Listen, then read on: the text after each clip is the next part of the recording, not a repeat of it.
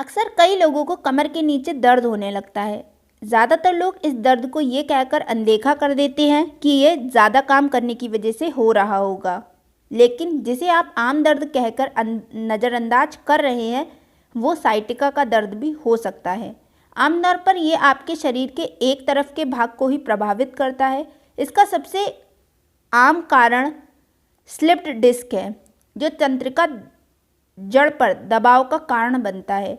Sciatica से पीड़ित अधिकांश लोग समय और देखभाल के साथ अपने आप ठीक हो जाते हैं। दोस्तों, साइटिका एक ऐसी नस है जो कूल्हे से लेकर पैर के पिछले हिस्से से लेकर एड़ी तक जाती है।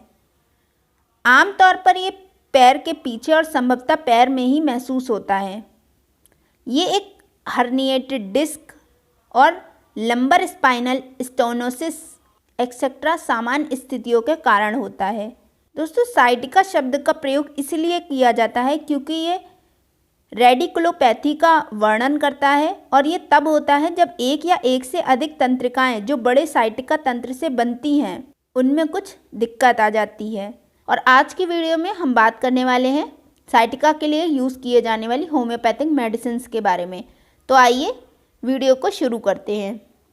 दोस्तों, आज हमने यहाँ पर 5 मेडिसिन को लिया है। हमारी पहली मेडिसिन है डॉक्टर रेक्विक R71 साइटिका ड्रॉप। हमारी दूसरी मेडिसिन है बेक्सन्स B69 साइटिका ड्रॉप। हमारी थर्ड मेडिसिन है एडेल 39 एपो साइटिका ड्रॉप। हमारी फोर्थ मेडिसिन है लॉर्ड्स साइटिका ड्रॉप और हमारी लास्ट मेडिसिन है LDD bioscience LD2 sciatica drop. अगर हम इनकी क्वांटिटी और रेट की बात करें तो डॉक्टर रेक्विक का साइटिका ड्रॉप आपको 22 ml ड्रॉप 252 रुपये का देखने को मिलता है। बेक्सन्स का साइटिका ड्रॉप आपको 30 ml 141 रुपये का देखने को मिलता है। एडेल का 20 ml ड्रॉप आपको 310 रुपये का देखने को मिलता है और लॉर्ड्स का साइटिका ड्रॉप आपको 30 ml ड्रॉप 145 रुपये में देखने को मिलता है। वहीं अगर हम LDD बायोसाइंस की बात करें तो इसका 30 ml ड्रॉप आपको 156 रुपये का देखने को मिलता है। आइए अब इसके कुछ कॉमन इंग्रेडिएंट्स के बारे में जान लेते हैं कि इन सारे ही ड्रॉप्स में आपको कौन कौन से कॉमन इंग्रेडिएंट्स देखने को मिल जाते हैं। दोस्तों, यहाँ पर हम आपको जो भी इंग्रेडिएंट्स बताते हैं ये इनके बॉटैनिकल नेम है। अगर आप इनमें और भी रिसर्च करना चाहते हैं तो आप इन्हें गूगल पर अपने हैंड से सर्च करके देख सकते हैं। दोस्तों, हमारा यहाँ पर पहला इंग्रेडिएंट है एकोनेटम D4। इसके बाद इसमें पाया जाता है आर्सेनिक और एल्बम D30 भी पाया जाता है इसमें। इसके अलावा यहाँ पर कोलोसिंथिस भी देखने को मिलता है, नेफेलियम भी देखने को मिलता है और मैग्नीशियम फॉस्फोरिकम भी देखने को मिलता है। अगर हम इनकी प्रोडक्ट अवेलेबिलिटी की बात करें कि ये आप कैसे ख़रीद सकते हैं तो आप इसे ऑनलाइन और ऑफलाइन दोनों ही तरीक़ों से ख़रीद सकते हैं। ये आपको दोनों ही मोड्स में अवेलेबल मिलता है।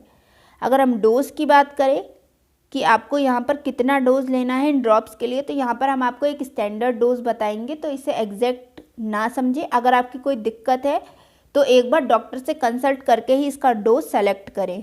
दोस्तों, अगर अक्यूट केसेस हैं यानी कि साइटिका का दर्द आपका काफ़ी पुराना हो चुका और काफ़ी तेज़ हो गया है या काफ़ी पुराना हो गया और अक्यूट है तो आपको इसकी 8 से 10 ड्रॉप लेनी है वाटर में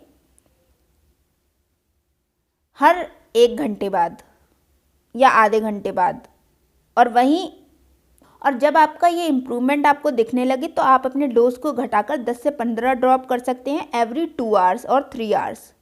मतलब हर 2 से 3 घंटे बाद आप अपना डोज को कम करके ड्यूरेशन बढ़ा सकते हैं कि 3 घंटे में आप या 2 घंटे में आप 10 से 15 ड्रॉप इस डाइल्यूशन की ले सकते हैं। आइए अब हम इसके कुछ बेनिफिट्स को जान लेते हैं। तो सबसे पहले इसका यूज़ साइटिका के पेन के लिए किया जाता है और इससे जुड़े हुए एलिमेंट्स में भी इसका प्रयोग किया जाता है। अगर आपकी बॉडी में पेन है तो भी आप इसका यूज़ कर सकते हैं। अगर आपके पैरों में सडन पेन होता है, अचानक से पेन शुरू हो जाता है और नंबनेस रहती है तो भी आप इसका यूज़ कर सकते हैं। अगर आपकी फीट में यानी कि अगर आपकी एड़ी वगैरह में भी आपका यही पेन आपको महसूस होता है तो भी आप उस केस में भी इस मेडिसिन का यूज़ कर सकते हैं। अगर आपकी नर्व्स में इन्फ्लामेशन और इरिटेशन हो रही है जो कि साइटिका के केस में देखी जाती है तब भी आप इसका यूज़ कर सकते हैं। नॉक्चुरल पेन में भी आप इसका यूज़ कर सकते हैं, यानी कि अगर आपको रात को जैसे पेन होता है, अचानक से पैरों में पेन स्टार्ट हो जाता है तब भी आप इसका यूज़ कर सकते हैं। न्यूरैल्जिक पेन और क्रैम्प्स में भी आप इसका यूज़ कर सकते हैं। इसके अलावा अगर आपके बॉडी में मसल कॉन्ट्रैक्शन की प्रॉब्लम है तब भी आप इसका यूज़ कर सकते हैं। मसल कॉन्ट्रैक्शन की वजह से जो पेन होता है उसमें भी आप इसका प्रयोग कर सकते हैं। इसके अलावा मसल ट्विचिंग में, शॉर्टनिंग में और मेंस्ट्रुअल और डाइजेस्टिव इश्यूज़ में भी आप इसका यूज़ कर सकते हैं। अगर आपके बैक में पेन रहता है या लेग में पेन रहता है तो भी आप इस दवा का प्रयोग कर सकते हैं। अगर आपके हाथ पैरों में रूमेटिज़म की यानी कि गठिया की दिक्कत है तब भी स्टार्टिंग है तो आप इस दवा का प्रयोग कर सकते हैं।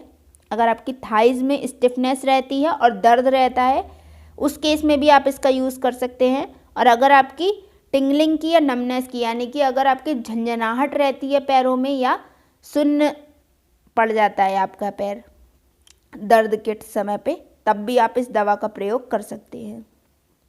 आइए अब इससे जुड़े हुए कुछ प्रिकॉशंस को देख लेते हैं। तो सबसे पहला प्रिकॉशन, बताए गए डोज से ज़्यादा मेडिसिन आपको नहीं लेनी है। अगर आप खुद मेडिसिन ले रहे हैं तो उसका लेबल अच्छे से पढ़ना है।